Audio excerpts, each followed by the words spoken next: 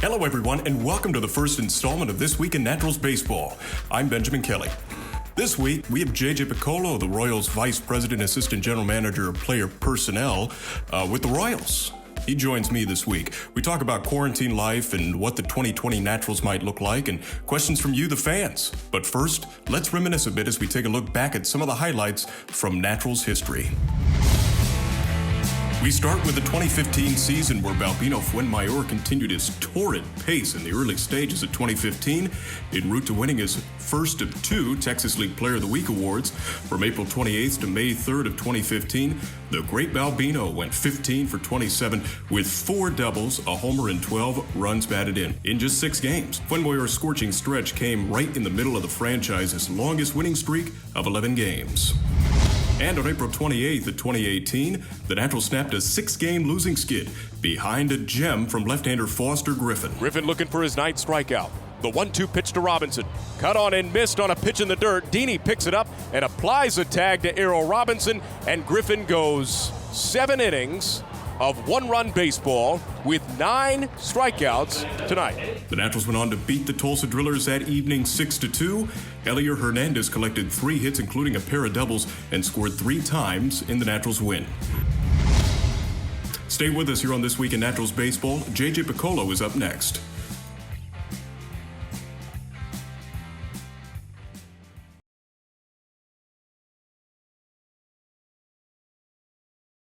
Welcome back inside of This Week in Naturals Baseball. It's a fun one this week, our first one, I guess. J.J. Picollo, the VP and Assistant General Manager of the Kansas City Royals, joining us. And J.J., first off, great to see you. I wish we were doing this interview in the dugout, but, you know, times are different today. How are you? Doing great. About as well as we can, I guess. Just missing the game. Yeah. I mean, when did it start for you? When did your quarantine start? Well, it was Thursday, March 12th was the day that we had rain, and we didn't know if we were going to play that day or not. And then about noon that day, it came down that not only was our game canceled, but all the games had been canceled across major leagues. So you sort of go into like a 24-hour period of, all right, what does this mean? How are we going to do this? We asked players not to report to the facility, give us 48 hours to try to sort this thing out.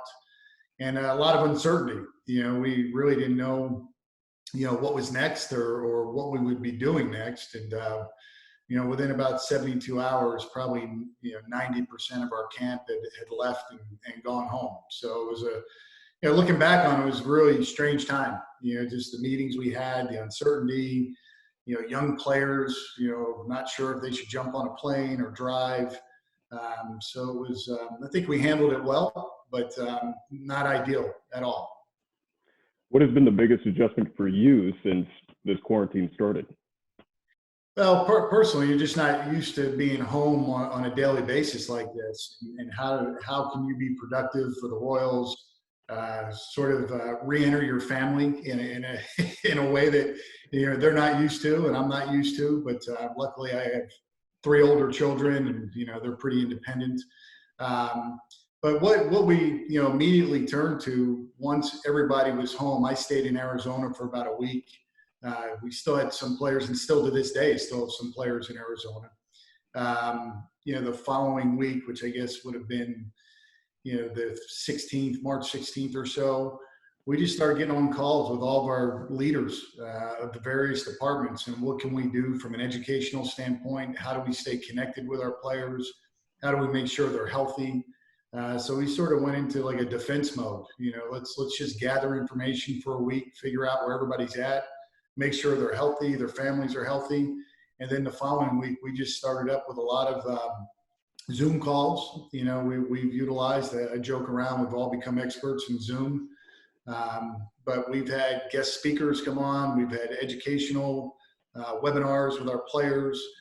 We've had some of our major league players join us for a webinar and just talk about their experiences with minor leagues. And, it's a sort of a fine balance or a fine line there. You don't want to inundate them with Zoom calls and, to the point where they're not interesting and they're not motivated to get on the calls. So we probably do one large one a week, one for the hitters, one for the pitchers. and then some small ones, where it's smaller group communication. I couldn't be prouder of our staff. They really have done a tremendous job in being creative and coming up with ideas and ways to communicate with players and make it productive. And players love it. The participation's been outstanding. So I think the road we're on right now has been a good one, and just trying to keep them stimulated and, not knowing when a season may start adds to their anxiety. So part of it's just trying to control that as well. JJ Picollo joining us here, and the mental side of this whole thing is really, it's been in the forefront now the last decade or so, better part of a decade.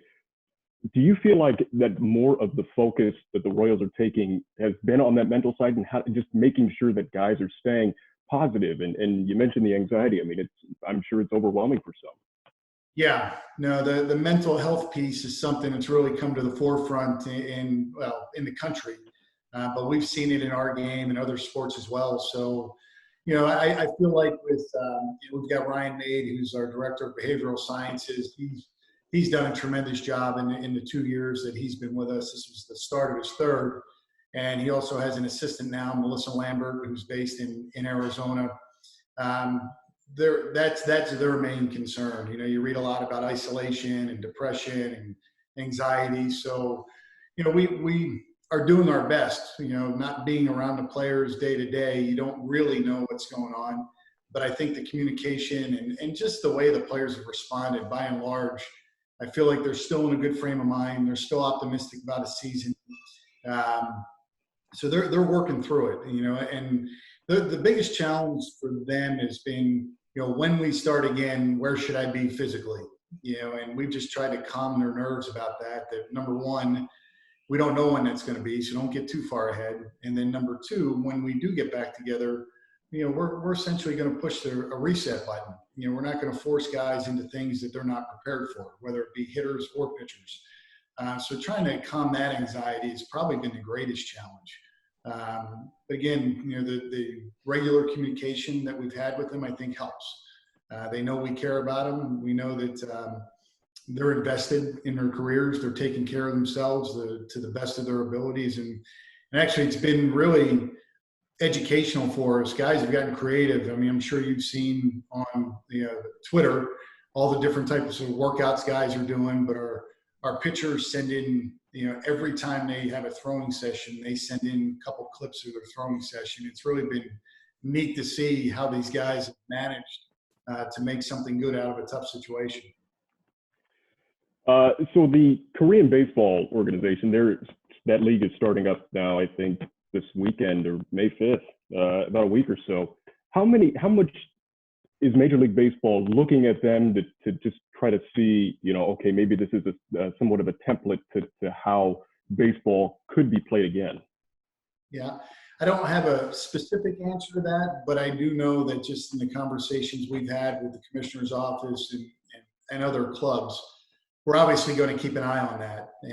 Not only that league, but also just as states start to reopen, how does that go? So we have the best information we possibly can. So when players do get back together, if it's worked in one of the foreign leagues, then that may be a model that we follow. I think we've got to learn from each other.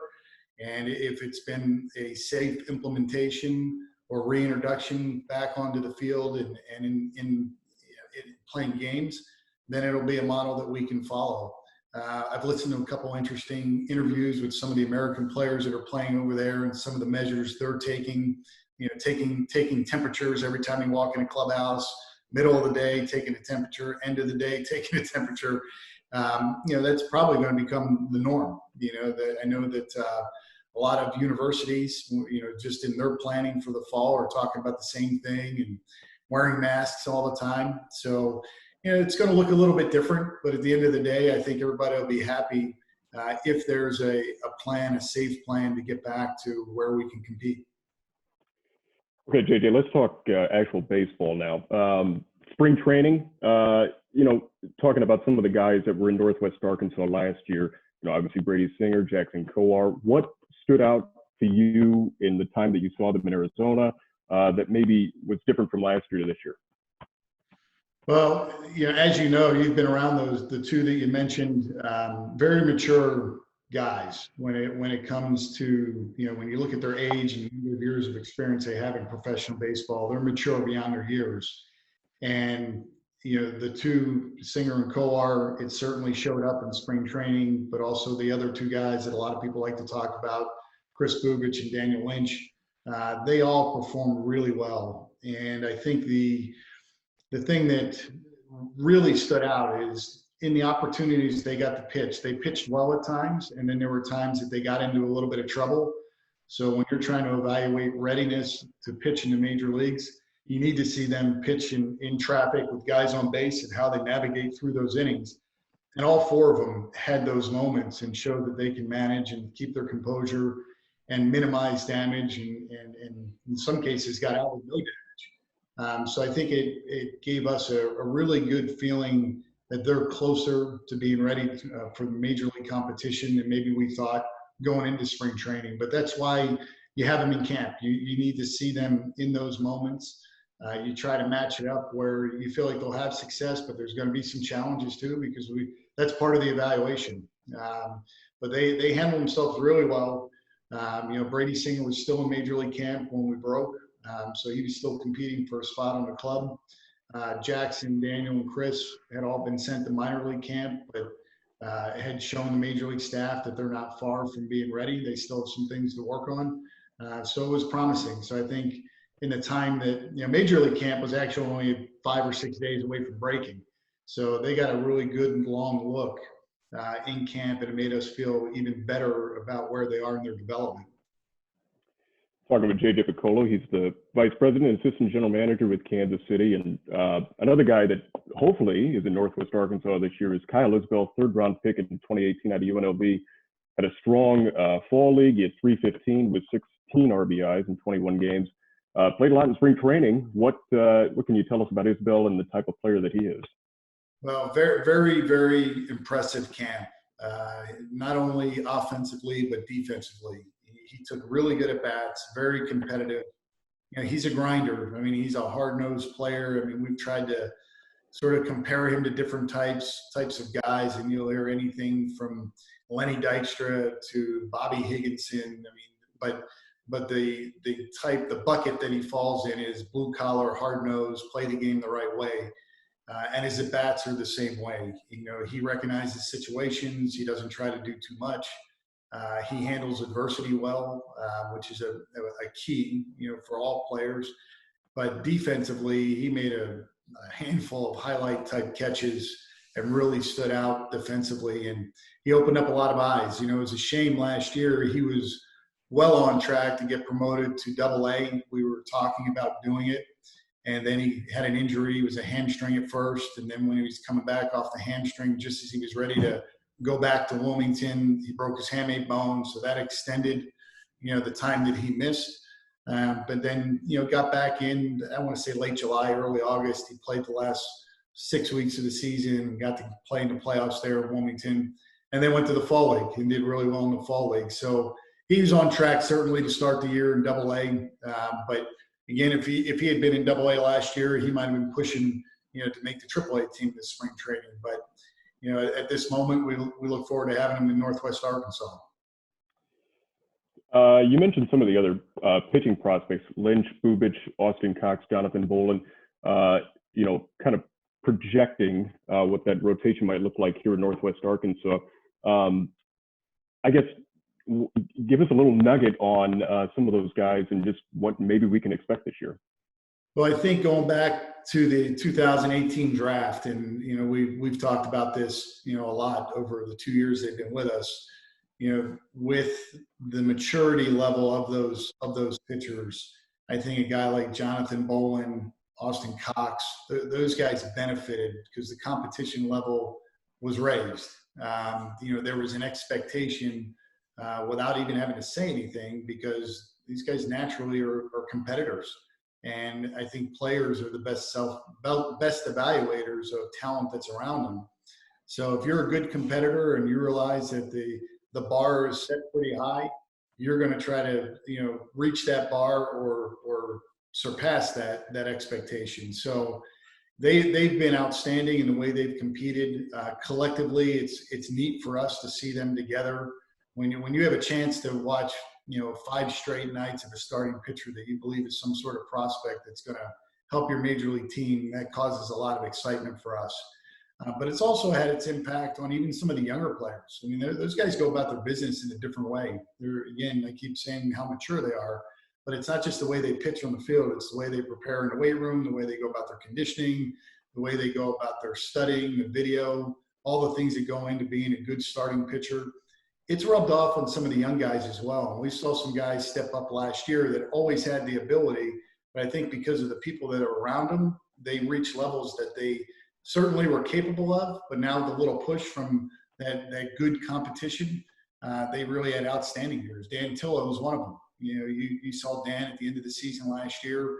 His confidence is just, it's booming right now. I mean, he was in Major League camp as well, pitched well there. Guys like that benefit when the competition around them is raised, and he stepped up and not doing anything we didn't think he was capable of doing, but he's doing it now. So it's a great thing for everybody. It's just the health of the organization so much better when you have that type of talent. JJ Picollo is our guest on This Week in Naturals Baseball. We had some questions come in from some fans. Tom in Rogers emailed in and asking about former Razorback Eric Cole and when he might make his way back to Northwest Arkansas. Yeah, Eric had a really solid year in Lexington last year. Hit in the middle of the lineup, typically in the 3-hole for Lexington. Went through some ups and downs. He's trying to make some adjustments to his swing, more of his approach, so he can handle pitching at better levels. He did an outstanding job this offseason. He really took a lot of the feedback from our coaches and put it to work, and we see a noticeable difference in the way he's going about his swing right now. Defensively, played very well for us also. And he's sort of he's a quiet guy, but he's a leader because a lot like Isabel, he's a hard-nosed kid and he wants to win and he competes. And when you come out of a program like he did at University of Arkansas, that's not too surprising. That's sort of the culture there, and it fits us perfectly. So we have high expectations for Eric, and it looked like he was going to go to Wilmington this year, and that's the next natural step for him. So he might be, if it gets off to a good start, we're not afraid to move college players, guys, especially guys from big conferences like the SEC.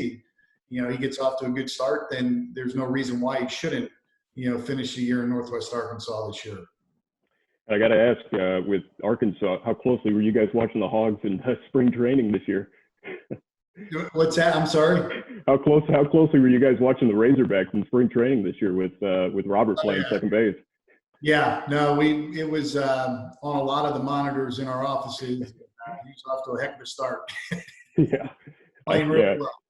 He was awfully impressive. Zach in Pittsburgh, Kansas asks, "Who is your biggest baseball influence?"